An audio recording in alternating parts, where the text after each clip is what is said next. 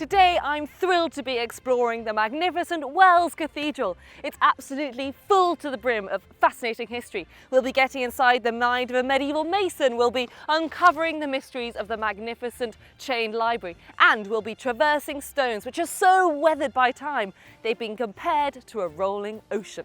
And there's all sorts of quirky characters here too. There's someone who's battling a toothache, there's a guy who's got a splinter in his foot, and there's even a decaying corpse. So hold on to your hats because we've got a lot to see.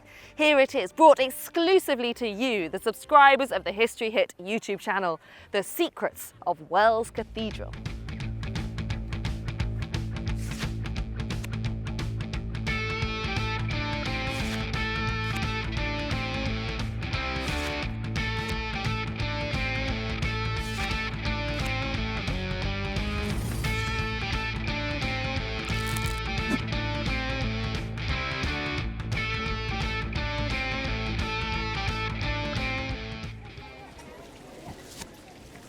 Wells is England's smallest city and home to, apparently, the best Sunday roast in the UK.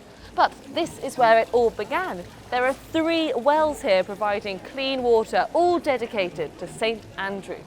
A small Roman settlement grew up around these wells, and then the town grew in importance and size under the Anglo-Saxons when a minster church was founded here in 704 AD. The cathedral we see today was begun in 1176 and completed over the next couple of centuries. The endeavour paid off because the result is quite magnificent. The west front of Wells is one of the most glorious examples of medieval architecture anywhere in the world. On the gable are 3 further bands rising from the 9 angelic orders to 12 apostles, and finally to a depiction of Christ on the Day of Judgment.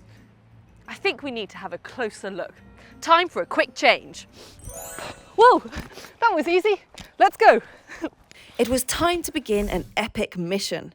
Now, there are some great feats of human endurance in history. Scott of the Antarctic, Armstrong on the moon, and now Team History Hit heading up to the great heights of Wells Cathedral roof. An arduous journey taking you up and up and up. Oh, made it! Wow, look at this! Not only were we climbing to great heights, but we were then to dangle off them too. We had been invited to abseil down the facade of the cathedral, an idea that I wasn't quite sure if I was too pleased about. So here we are on the cathedral roof, and it's made of lead, and it was put in 1807, as this lovely marking here tells us. JCW. I wonder what that stands for. Yeah, that's fine. So this is safety just for getting up the ladders. Double action carabiner. Okay. Twist it, open it, pop it on the front bit of your harness there. Oh. Go all the way to the top and get your hands on the top. That's the one, fantastic.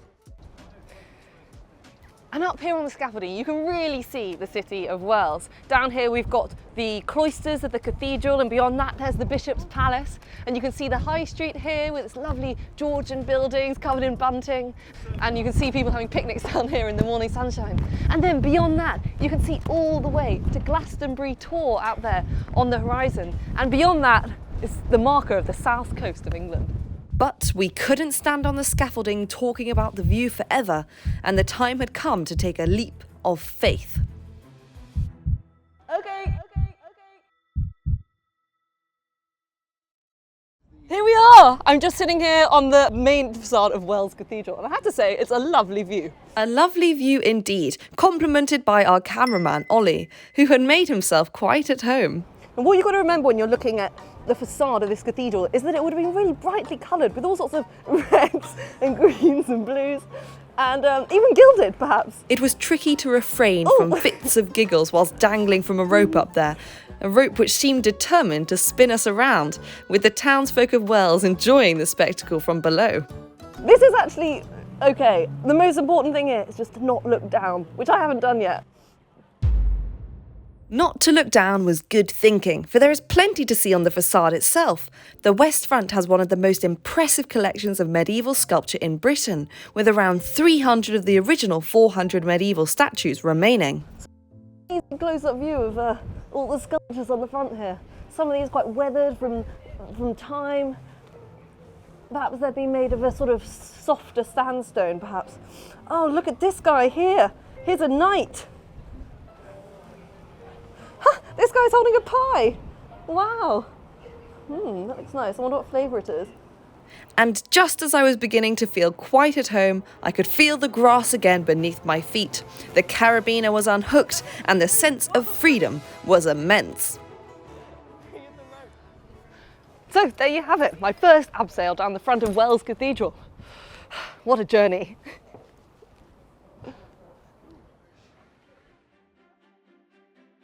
Because cathedrals took so long to build, the fashions often changed whilst they were being built. So Durham Cathedral, for example, has rounded Romanesque arches at one end and pointed Gothic at the other. But at Wells, the fashion stayed the same throughout the building process, so it was built in the Gothic style all the way through. And so this building is the first truly Gothic cathedral in the world. The nave here is quite plain. It's in the style of the early English Gothic. So it has simple pointed lancet arches instead of rounded ones, and instead of columns it has these clustered piers. It also has typical three-part Gothic elevation, the nave arcade with these big arches, then the gallery, then the clerestory. The advantages of a pointed arch is it can take a lot more weight, giving strength to the building. This means you can build higher, but also means the walls can be thinner and more windows can be brought into the design. And so whilst the old Romanesque cathedrals were dark with thick walls and small windows, the new Gothic cathedrals were filled with light. But by the 14th century, it was altogether clear that there was a problem. To the roof of the cathedral, they'd added a massive tower topped by a soaring lead-covered wooden spire. It seemed they'd bitten off more than they could chew, for large cracks began to appear within the tower walls. There was a risk that it would collapse completely, which did happen to several medieval cathedrals such as Lincoln and Chichester. The cathedral team tried everything, all kinds of internal strengthening and buttressing, none of which worked. Until finally, the master mason William Joy came up with a brilliant plan. Between 1338 and 1348, these scissor arches were installed in the crossing to hold up the wobbly tower. And it was rather neat because the diagonal cross shape is a nod to the Saltire cross of St Andrew, to whom the church is dedicated. It must have been a huge relief to sort the roof out, because there were century-old historic gems here, even in the 14th century. This baptismal font predates the cathedral, as it was made around 705 AD, so it's been around and hosting baptisms for over 1,300 years. That's a lot of babies. In medieval times, the clergy assembled in the church 8 times every day, where they would sing or recite from the Book of Psalms. This meant that they might be standing up for prolonged periods of time, which could become pretty tiring.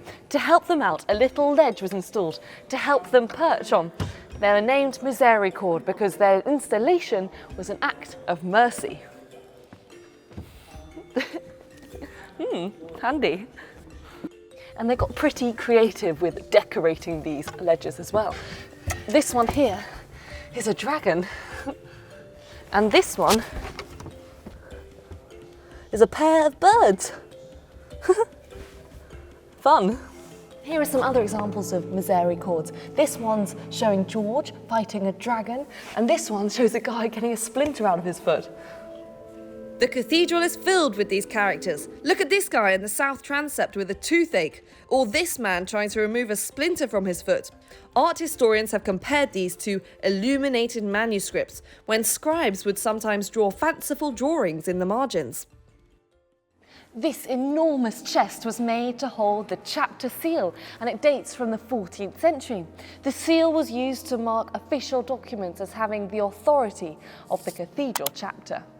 And this is the cope chest, made in about 1120 of oak and still in use. A cope is a clerical cape, cloak or mantle, semicircular in shape, and it would have been folded side to middle and laid flat in the chest for storage. A bit like folding up a pancake, I suppose. This is the bishop's throne. It dates from 1340. It has a panelled front with a stone doorway and a deep, nodding cusped canopy above it, with 3-stepped statue niches and pinnacles, suitably grand enough to hold any bishop's bottom. All around the cathedral are these benches, provided for those who needed to sit down during their visit to the cathedral, for there weren't any chairs like we have today. And these gave us the phrase, "the weakest goes to the wall," used to describe a situation when the weakest falls on difficulty. In Britain today, it's often used in business. A company in times of trouble might be described as one which has gone to the wall. The cathedral is filled with fascinating tombs of the great and the good, but my favourite one is of Ralph of Shrewsbury, the Bishop of Bath and Wells, who died in 1363. Here he is in alabaster, lying recumbent, with his head supported by a pair of pillows and his hands held in prayer. And look at this mitre, hinged at both sides and secured by pins. And look at these two collared dogs at the bottom too. But of course, the most striking thing here is the graffiti, which is built up by visitors over the years. I can make out R. Chalice, 1809, Thomas Hippesley, I think, 1769, John Drake, 1765, that's a good one. And this is Bishop Harewell, who died in 1386. But instead of the two collared dogs shown with Bishop Ralph, Bishop Harewell is accompanied by two hares, as a pun on his name. This tomb shows Bishop Beckington, who became Chancellor of England to Henry VI. His tomb has two effigies. The upper one shows him in his official robes of his office, and below we see his emaciated body, clad in a shroud. This is known as a transy tomb, a type of memento mori, which is Latin for reminder of death. These sculpted effigies of decomposing corpses grew to prominence in the late medieval period, perhaps because of the terrors of the Black Death. They remind us not to obsess over material possessions, for wealthy or poor will all end up the same as a pile of dust. Many of these grand Catholic tombs and chantry chapels were destroyed or defaced in the Protestant Reformation, but we think that those pillaging reformers had a soft spot for Bishop Beckington's tomb, as they left it alone because of his one good deed. He put drains in on the high street. But the most beautiful part of Wells Cathedral, which has been snapped by many a photographer, are the stairs leading to the chapter house. The great photographer Frederick H. Evans took a snap here at the beginning of the 20th century and wrote about what inspired him. The steps now rise steeply before one he began, and the extraordinary wear in the top portions leading to the corridor is now shown just as it appeals to the eye in the original subject, a veritable sea of steps. The passing over them of hundreds of footsteps during the many years the stair has served its purpose have worn them into a semblance of broken waves, low beating on a placid shore. The beautiful curve of the steps and the right as they rise to the height of the chapter house floor is for all the world like the surge of a great wave that will presently break and subside into smaller ones. His photo, The Sea of Steps, became so famous that camera clubs swarmed to the cathedral, hoping to capture the same view. At the top of the steps, we reach perhaps one of the most serene rooms in the country, the chapter house, completed in 1310. Whilst most of Wells was built in the early English Gothic, this was built a bit later in the English decorated Gothic style, so it's a bit more elaborate. Look at this incredible octagonal space with this column with shafts of Purbeck marble rising up to this capital of oak leaves and acorns, and then above that are 32 ribs stretching out like the leaves of a palm tree. And what an acoustic! These 51 stalls are where the clergy would sit to have their meetings, and for when the meetings were particularly laborious, they could enjoy some light relief by looking at the carved heads around the room. They are full of life. Some of them are laughing, scowling, grimacing, pulling faces, and some historians have actually suggested that these might be some of the clergy themselves. In the north transept is the famous mechanical clock from the 14th century. This face inside the church is the Astronomical Clock.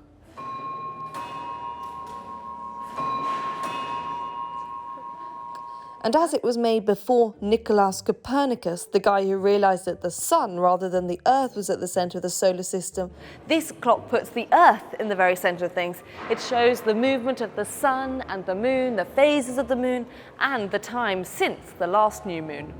On the quarter hour, a little figure called Jack Blandifers strikes 2 bells with hammers, then 2 with his heels. When it strikes, a group of jousting knights appear above the clock face.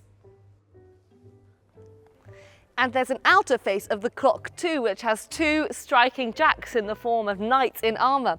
This one shows us the hours of the day with a standard analogue face. Probably more useful. In the 1450s, under the instructions of Bishop Bubwith, a new library was built over the East Cloister. It was the largest medieval library in England at the time, and it's only one of 4 such chained libraries to survive in the country. Books were so valuable that they were chained to the shelves to stop people stealing them. Now this is one of the great books of the Renaissance, Vesalius's De Humani Corporis Fabrica from 1555. Now when this was first published, it was pretty radical because at this point the ancient texts by the likes of Galen were still considered the authority for medical practice and understanding, and they were pretty outdated. I mean, Galen had based his studies on monkeys. So Vesalius had performed his own dissections, which revealed the errors in these ancient ideas explained in this book and shown by these beautiful woodcuts. And at the start is Vesalius in a Padua lecture hall, surrounded by his students and demonstrating a dissection. This is the most successful book that was published in the 16th century. It was the Theatrum Orbis Terrarum, the theatre of the countries of the world. It was the first modern atlas of the world, and it was originally published in 1570, containing 53 sheets of maps. It's often also credited as the first book produced using copper plate engravings. This copy here in Wells is the 1606 English translation, which was based on a larger Latin edition of 1603, which contained 161 maps. Now, at the time of publication, it was the tallest book ever produced in Britain. This is my favourite page. This shows an ancient map of Iceland, with all sorts of mythical creatures in the waters. This guy's got a fish tail, a kind of lion claw, and an alligator beak. This one's got a big coiled tail, a horse's head, and a kind of scaly claw. I have to say, this isn't a great selling image for Iceland. I would not want to go swimming in these waters. It's always worth visiting these places in person because you pick up things you might never have thought about when you're just reading a book at home. For example, I've now realised that the medieval clergy must have had quite toned calf muscles. To reach the high parts of the cathedral, they climbed 250 steps of this spiral staircase. But isn't it worth it? For look at this spectacular view. This is the back of the mechanical clock, so you can see all the inner workings. Until 2010, the clock was hand-wound at least twice a week by several generations of the same family, the Fisher family, who were local to Wells. They wound it 750 turns at a time. It's now been mechanised, and 3 electric motors do the work of 1 man. This is the singing gallery. On the outer side of this wall is the main facade of the cathedral, the west front. On Palm Sunday, the choir would take their places in these galleries, put their heads through these openings and sing. And there's always one member of the choir who does that to this day too. Some people would even have trumpets. And so to the people standing outside the cathedral, it would appear as if the hundreds of life-size statues that adorn the west front were singing. Quite a spectacle.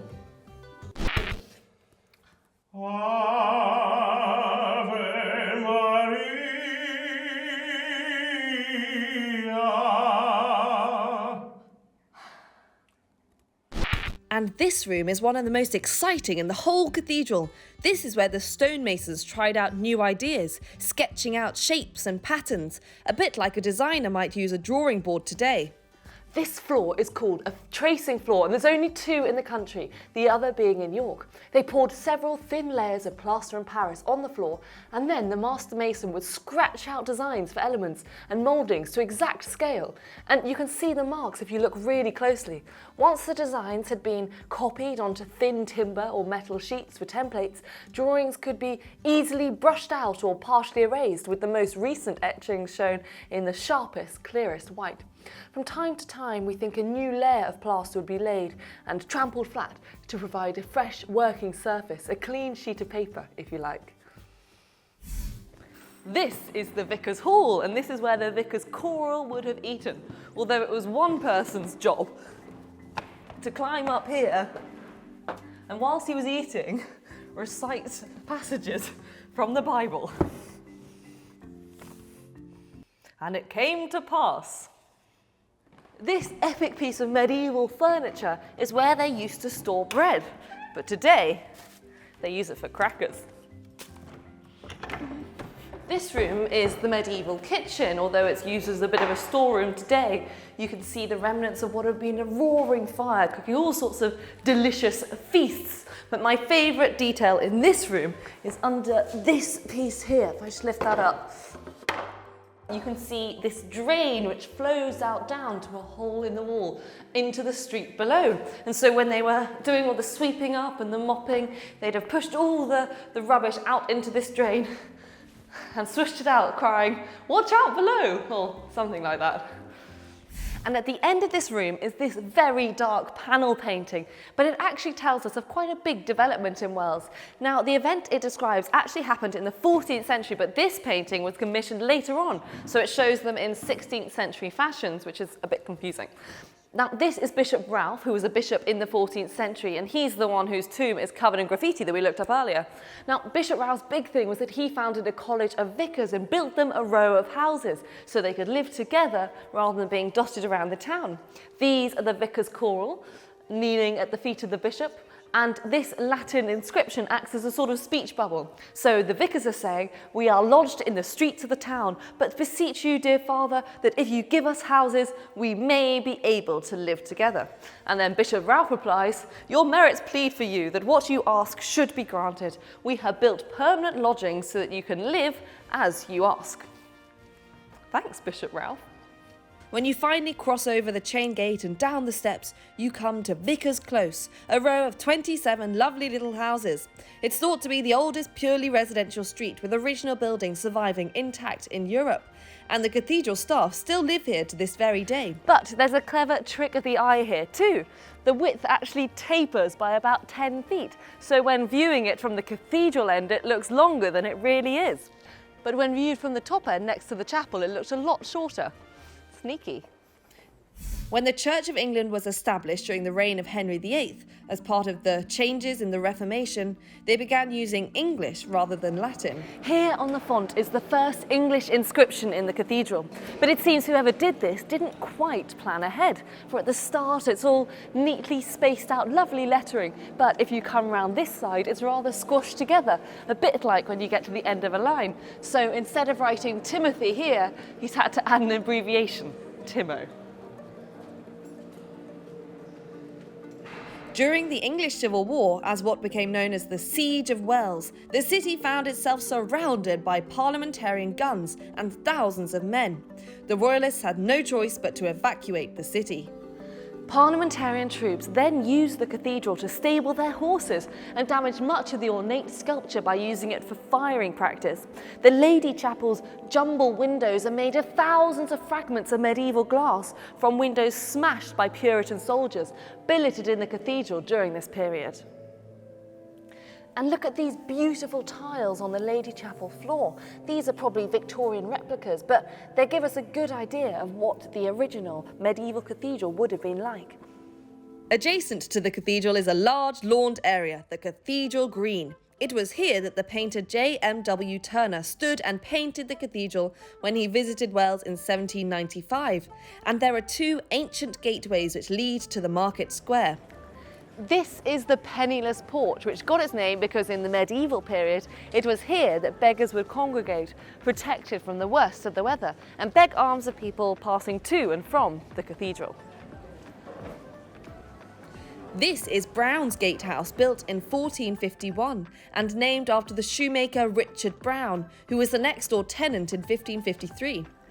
And this is where the bishop lived, in the bishop's moated palace. Apparently, the swans in the moat have been so well trained, or perhaps so indulged, that when they're hungry, all they have to do is ring a bell. Talk about service. But feathers were really ruffled in recent years when doubt was brought to the cathedral. Look, there it is on the cathedral facade, a set of cast iron blocks. This is an abstract sculpture made by the artist Anthony Gormley.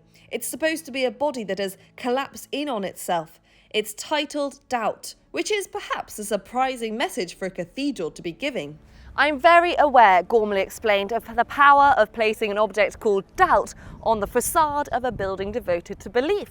But it seems to me that doubting, interrogating, questioning are all part of belief. For me, he says, doubt can be a positive force and the imaginative engine of future possibilities. I am interested in conversations in and about time and in art as a continuum that brings history to now. And in the context of an 800-year-old celebration of hierarchy, I wish to make a space for the contemporary state of mind. Of course, there was a bit of a hoo-ha, with some of the locals creatively branding it hideous. I rather like it. What do you think? Let us know in the comments. So there you have it, Wells Cathedral in a nutshell. If you enjoyed this video, click subscribe so you don't miss the next one. Thanks so much for watching.